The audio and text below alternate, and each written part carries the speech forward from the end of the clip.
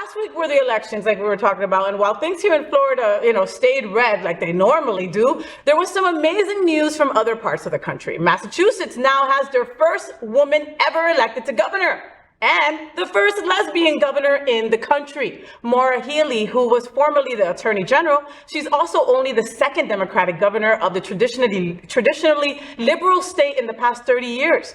Tina Kotek also won Oregon in a close race, but the votes were not fully counted until near the end of last week, so she became the second lesbian governor ever. Vermont also elected their first woman representative for U.S. Congress, Becca Balint, who is also a lesbian. What are we all talking about? A lot of lesbians made it. I love it. I love it. I love it. It's time to start following the women. Oh my God. Well, it's time for the women to start taking the lead. Listen, I'm all for it. LGBTQIA+, we're all together in this acronym, and I know that we don't always all get along.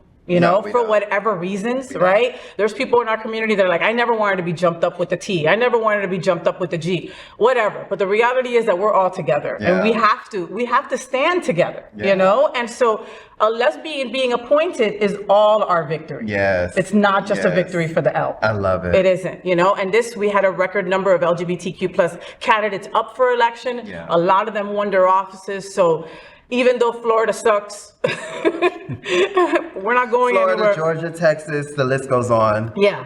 But the thing with Florida, like you think of Georgia, Texas, they don't have a Wilton Manors. You know what I mean? They don't have a place that is where? Near Little Five Points? No, 10th and Piedmont. Oh, yeah. And then in Texas, they have